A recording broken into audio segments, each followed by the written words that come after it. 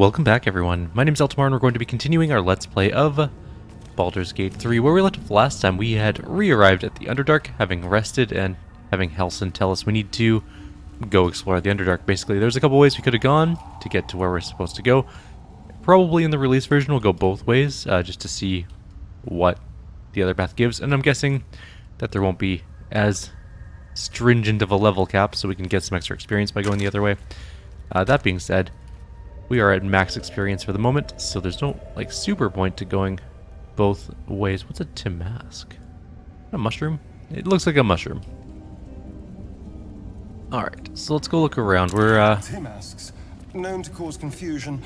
Best not get too close. well, that's good to know. It's Felar Aluv. It's a sword of some sort. A slender drow blade impales the stone before you, keeping a silent vigil. It looks really cool. We are bad at religion on this character, so we're going to switch characters to Shadowheart. A slender drow blade impales the stone before you. She only has 8 keeping intelligence. A silent vigil. Alright, this feels holy. Consider what the appropriate ritual might be. What's our 14? That's a grim roll on it. We did it though. Holy crap. I'm surprised. This blade was a warrior's sacrifice. Blood can only be honored with blood. Shed a few drops of blood onto the stone. The drow script inscribed on the blade flickers and glows. It rises from the stone, hanging in the air in silent offering. It's a longsword +1. Which is good for our main character, who needs a longsword +1. I'm gonna put it in his... We still haven't sold anything. I really should have done that. Oh, right. We actually have some pretty decent weapons, honestly. But, I mean, it's a really cool looking longsword +1. And it grants cleave as an action. Let's take a look at it. Does it look less cool now that we've picked it up? It's really hard to see, actually. Maybe if we go like this. It looks just like a normal longsword +1 now. That's kind of unfortunate. It looked really, really cool when it was in the stone. I don't know if it's any better or worse than our current hammer anyways. Astarion can use longswords because he is a elf, technically. But then he can't use a second weapon. That being said, it is a +1 weapon. Do we have a +1 short sword? I don't think so.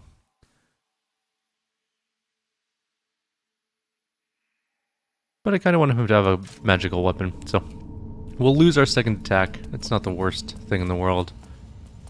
Alright, let's move on. I really like the Underdark. It looks really cool. They made it look spectacular. It's actually one of the... Like, the game of, like, the upper world, the, like, surface world, it does look good. It's aesthetically pleasing. But the Underdark looks really good. I'm really impressed with the way Larian, built the Underdark. Broken bones. Must have fallen. Well, that'll be oh, right. There's apparently an area that you can jump down into the Underdark from above, and you'll fall somewhere near here, I'm guessing, and pretty much die unless you have Feather Fall on.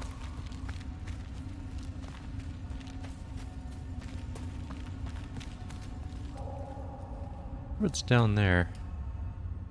A wagon wheel? There's not really any paths for a wagon. Oh, wait, don't walk all the way over there. Oh, we jumped it down. There's a crate up here I want to take a quick look at before we go down there. Also some rope netting that leads upwards. A trap was detected where? Oh, right there. So there is a blast. There's a couple blast mines. Let's move back. Everyone comes back. Just nope, wrong attack. And then we go pew. There we go. Problem solved. Just set off the traps. We don't actually need to attack anything. There might be something up here to take a look at. It looks like an encampment, possibly. Or, well, yeah, kind of encampment looky. Let's go up. Take a look. We're here. Why not? There's another trap. Gale, careful. Gale. No, okay, good. Whew. Alright, we're fine. Let's get rid of that one before we go back down. Just in case.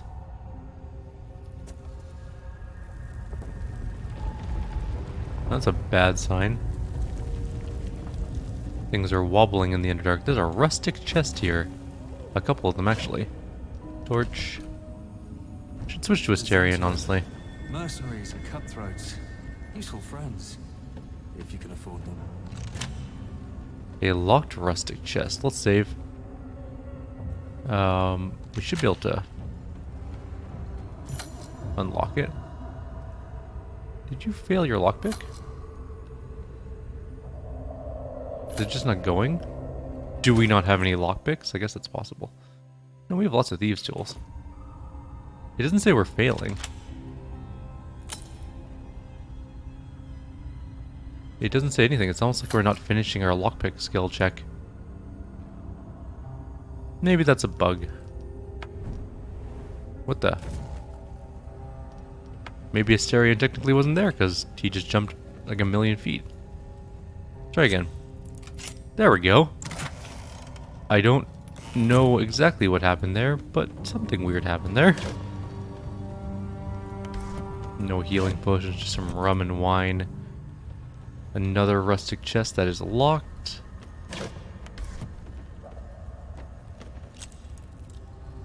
Unlock failed.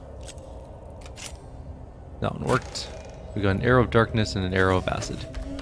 We haven't really used a whole lot of magical arrows in the game. Their magical arrow complement in this game is very much like Divinity Original Sin, where you get like one of a special arrow type and then you kind of have to use it or not. It's not like Baldur's Gate 2 or even Baldur's Gate 1 where you get like +1 arrows and there's like 80 of them to shoot. You get like a couple special arrows and that's it.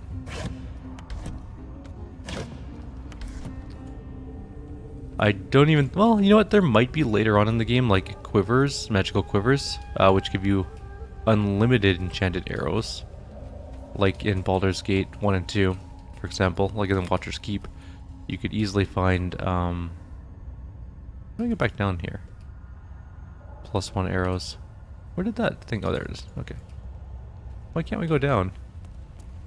Oh, the ladder... Oh, the ladder blew up. Well, that's unfortunate. How do we get back down? Maybe there's like a winch system over here? We might also have to cast our very first Featherfall to jump down. It's been a while since... Well, actually, it's been never since we've had to use one of those. So, yeah. Alright.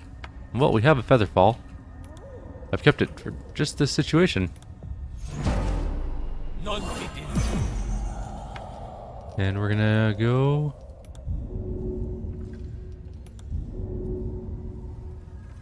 Can you just jump? Put Featherfall on. No, it's not gonna work. How long does this last for? 8 turns. We gotta move. 7 turns.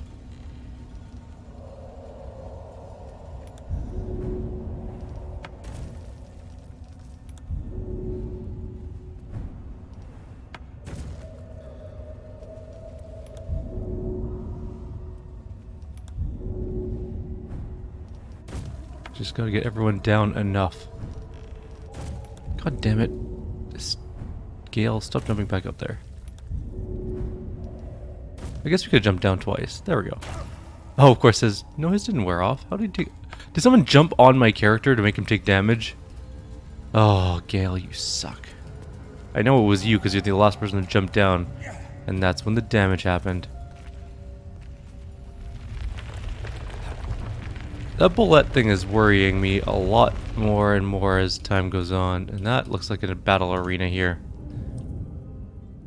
Let's go take a look. I mean, we could use a small heal, or like a healing potion maybe.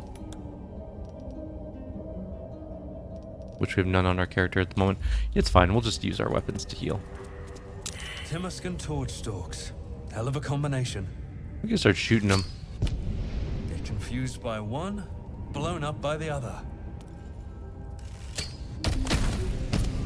There we go. That kind of solved that problem, unless there was an enemy in there that we needed to use that on. There are 3 people up ahead. Myconid wardens. Maybe enemies, maybe not. There's also a path that leads down that way. Towards what looks like a broken ship. Or a tent. Looks like a tent. Like a teepee sort of related thing. Alright. Let's go talk to the Myconids, I guess. You are swallowed by a chorus of turbulent music. Through one creature sings many voices, the harmony of an entire collective. Sovereign, he has come. He is here. The choir fades. A single melody rises above the others, brassy and commanding. I am sovereign. You see a vision. Your lifeless body wrapped in fungal tendrils. The Sovereign is threatening you. State your purpose. I'm going to tell the truth of the parasite, and I only seek safe passage in my search for treatment. Or, no, I'm going to focus on my parasite and connect with the Sovereign. The parasite is quiet. Oh. You feel no bond with the creature. Unfortunate. Alright, tell the truth then. Fungal roots weave through your mind, seeking your true intent. Then the Sovereign drones a new melody, cautious but welcoming. I can neither mend skin nor spirit, but we still might commune. Descend to me. Let us speak in flesh. The persistent music coaxes you forward. The Sovereign expects you. Is that the Sovereign? Is it just a Myconid with a larger beard? It does kind of appear that way, actually. Alright, let's go down to Ebon Lake Grotto. Oh no, maybe it's up this way? So many minds connected. What could they accomplish? There is a man named Blurg here. Blurg is a trader, so he might actually have some loot. Let's go take a look. We can also sell some junk to him, maybe. He's got something good to trade. Hi, Blurg. Ah, a visitor. Oh, You're a welcome sight. wasn't expecting But a let us hobgoblin. observe the customs of the locals. The scholar's brow tenses. His Oh, voice he's, spills into your Absolute, skull. or true soul. The spores connecting mind to mind. Blurg, proud member of the Society of Brilliance, at your service.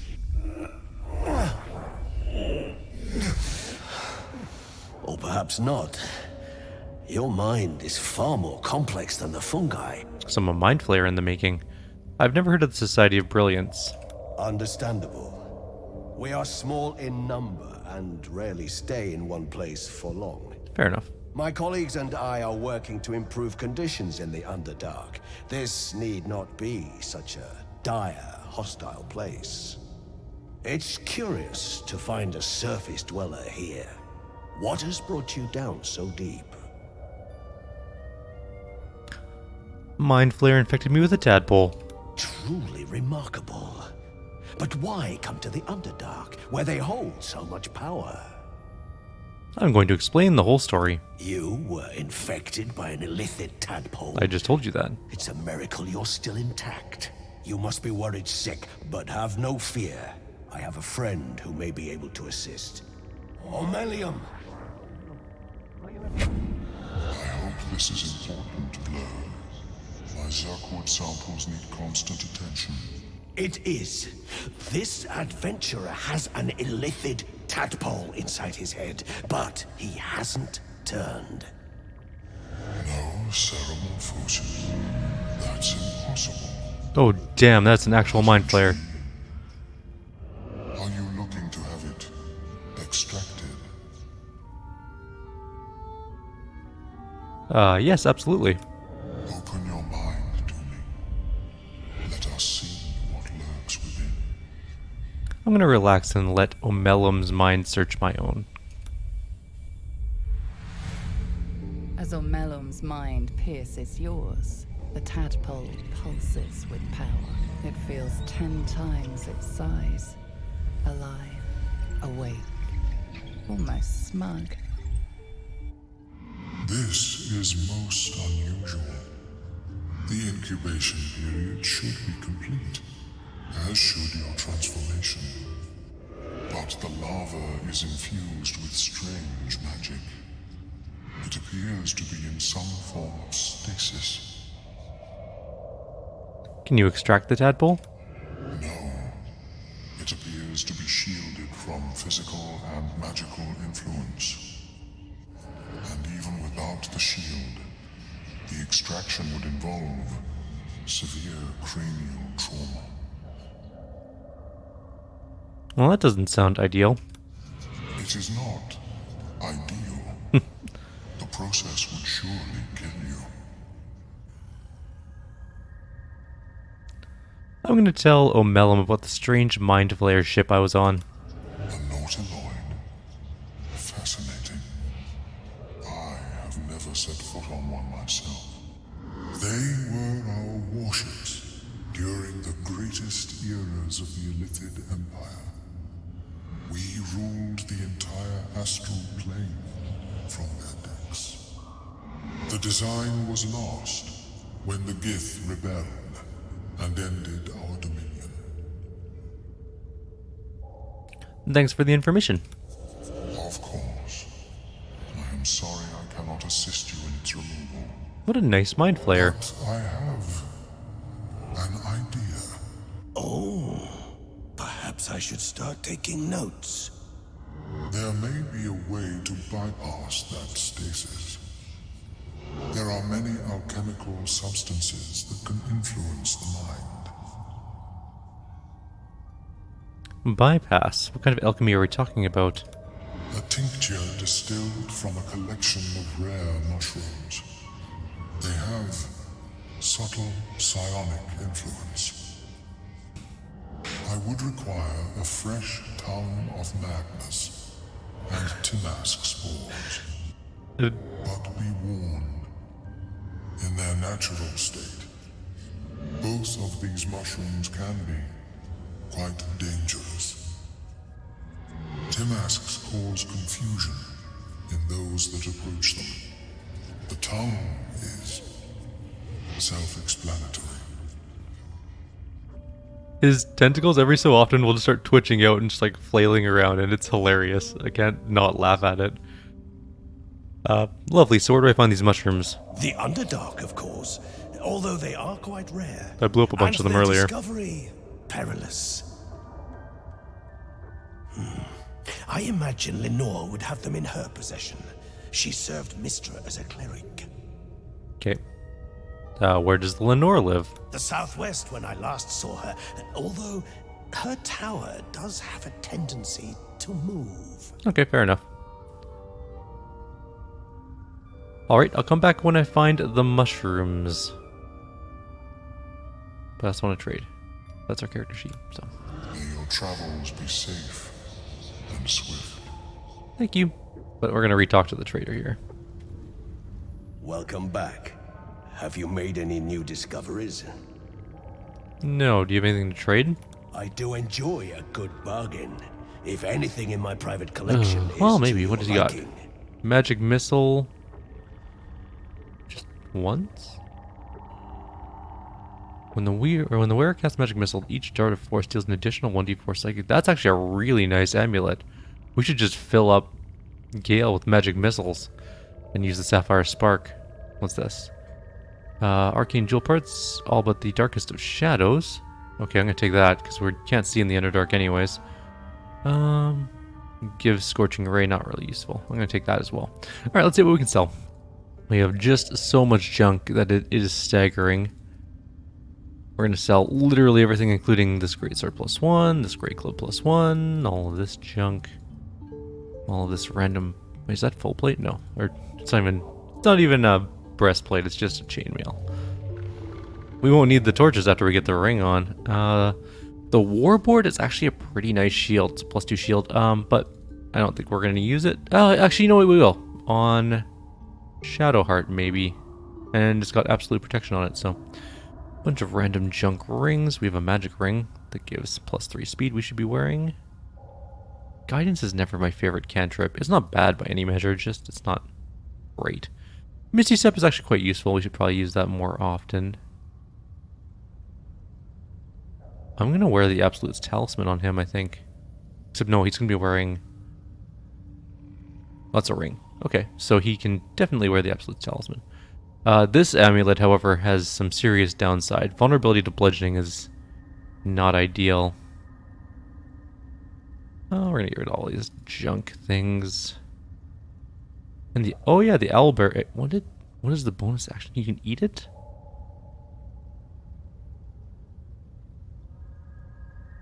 I wonder what the bonus action is. I wonder if it summons one.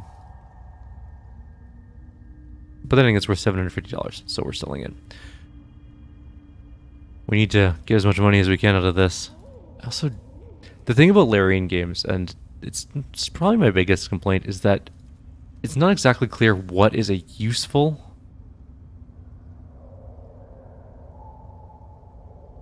random item for like crafting and what is not useful at all. So it's kind of a toss-up. Might keep these arrows. A lot of these spells we're not going to use. So Animal Friendship, probably not going to use. Armor of Agathis is actually pretty good, but again, probably not going to use a scroll of it. Burning Hands, no, we already have that, I believe. The Scroll of Cure Wounds is actually pretty useful. We can just heal with it. Detect Thoughts, sure. Grease, no. Guiding Bolt, we already have the ability to cast it if we need to. Healing Word's pretty important. Hold Person's pretty important. Inflict Wounds will almost never use. Mage Armor, no. Brave Enfeeblement can be good, but we're not going to probably use it very much. And we need the money. Transfer way more. We're paying a good amount of cash for this necklace ring combination here. Shield of Faith, no. Silence, no. Sleep, nah. Speak with the Dead, we have an amulet that does that. So we don't really need that. Alright, that's going to be pretty much it. Why are we carrying rotten chicken eggs? Couldn't tell you. Why am I carrying potatoes? Also couldn't tell you. Or rum. Or a red apple. Or a random carrot. Or basic... Well, basic poison makes actually more sense, but... Yeah. Alright, good enough. Give him some cash. We still have a bunch of cash. Alright. Very well. I have mushrooms to catalog. Yeah, I know you do. Okay, let's do a little bit of inventory management really quickly. We're going to throw on this necklace, this Absolute Talisman, because he's our tank-ish character. We're also going to give him the Sunwalker's Gift, which hopefully lets him see in the... Oh, he can see in the dark much better, it looks like. Cool. I think it does anyways. And then we're going to give Gale the... Oh, he's working... Oh, he's got Dancing Lights, who cares? Let's give him Magic Missile buffs, and then we're going to go Book. Nope. Spell? Is it K? K is spells. So we're going to get rid of... Is he a sorcerer? No, he's definitely not a sorcerer.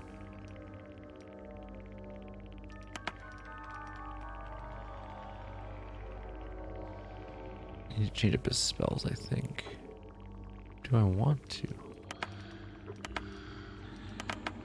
Why can't I select that? Oh, there we go. I have to select the actual spell. And then... That's just a buff to it? How is your more I guess?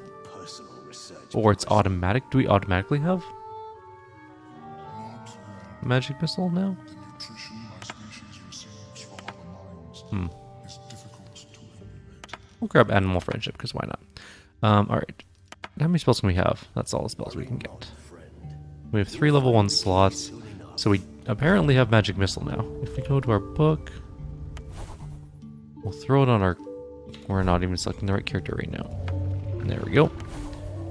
Is it on our list? It is on our list. Perfect. So, I'm going to save and try something else. I just want to see how much damage Magic Missile does now. So, Asterion, not level 2. This is going to hurt you more than it hurts me. Lots. Does lots of damage. Cool. We don't need to hit that button. There we go. Interesting. It does do a lot of damage. So magic missiles are probably going to be our bread and butter attack now, at least for level 1 spell slots. They could do... How much damage? There's 3 bolts. They deal 1d4 plus 1 each. And then they deal an additional 1d4 or 1d4 plus 1.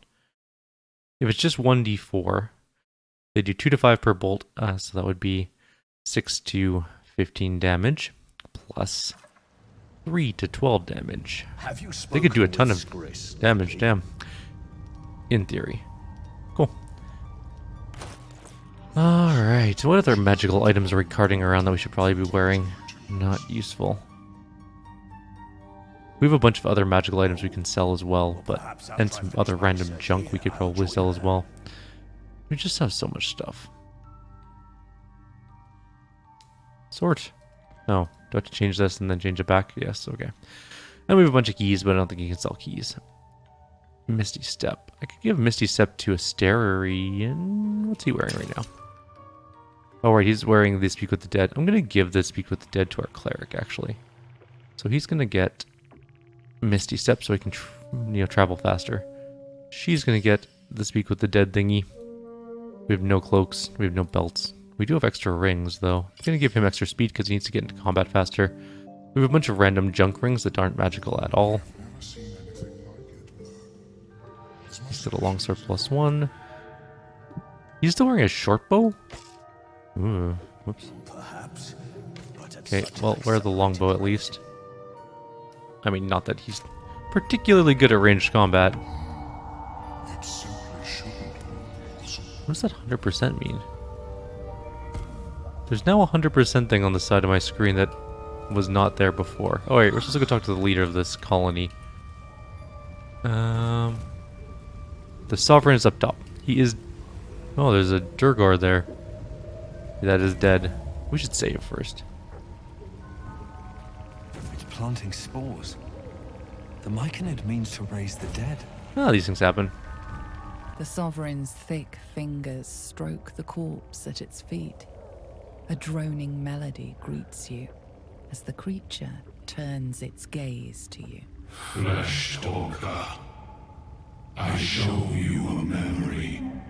Watch and listen. Oh, I'm watching. Oh, okay. Do I hit a button? Violent There we go. vision grips you. Dwegar, dark dwarves, chopping Myconid remains. They broke our peace. They killed our young. Well, you shouldn't trust dark dwarves. The Sovereign's song slows to the pace of a dirge. It is still in mourning. We laid waste to many, but intruders remain. Lakewood. Okay. The Sovereign's song halts as it measures your worth. I sense your resolve. You will find Dwegar invaders near Lake's Edge. Cleanse the rot. Destroy them. Alrighty. Dwegar invaders? We can manage that. Better than picking this fight, surely. Oh yeah, we're not fighting the Myconids. Why did the Dwegar attack? Deep purples swirl into familiar shapes. Oh, Gnomes they're in Neblim. mining gear, chased by Dwegar. The Dwegar seek a gnome. It is a It's guest. just normal gnome, not a deep gnome. Sure, I can handle those Dwegar nearby. An illusion comes over you. A Dwegar choking on a cloud of gleaming dust. I can spare you no warrior. Too many were lost. It's fine, I don't need your help. I'm a killing machine. But accept this gift. It will help you exterminate. The Sovereign gifts you one more vision. A wall of vines parting to reveal glow. Riches of magic. They just cut off mid-sentence, okay. Cleanse the rot, and they are yours. You do the circle a service. We will await word. Okay. It And replies with an echoing screech and returns its gaze to the corpse. Unusual spores waft from the decaying flesh. Alrighty. Well, oh, we got a haste spore flask. That's neat. Anyways, we're gonna call it here. Yeah, there's just a bunch of unnamed Myconids around. I wonder if we can talk to the Mind Flayer. I wonder if he has a store as well. Just kind of curious. How did you all take I damage? greet you, child of the sun. How has your search for the mushrooms fared? Actually, how did you escape your colony? I was born with a propensity for arcane magic my people despise. It gave me the strength to resist the Elder Brain. No. Every waking hour, I pushed back against its dire hold. My wizardry empowered me. The moment its control shattered, I fled before the colony discovered I had defected. Alrighty then. How do you survive? Don't you need brains? In the beginning, I had an arrangement with a lich. Excellent company, despite what one would expect. I required brains. He required souls. A perfect symbiosis. But our ambitions eventually splintered. I wished to better the world, and he preferred its rod. I see. So I left his company, and thus I now feed from those who act against the Society's goals. Fair enough. That works for me. Best way to deal with that sort of hunger, I suppose. Perhaps the peoples of the Underdark will be less inclined to violence if they comprehend the cost. Yes. Okay, bye. How is your more personal research progressing? Alright, well, for now, I think we're done. We're gonna have to go down here and fight the Durgar. There's also apparently a hideout down here with Benrin and the path to the Moonrise Towers, which I guess is also that way. So I think we have to go that way, we have to go down to the left and then down there, I think. We also need to find some mushrooms. We need to find a cleric, which I think was Benrin, who might be down there. So we'll deal with that particular thing also next time. Like always, if you have any suggestions or comments, please leave them below. Otherwise, I'll see you in the next video. Take care.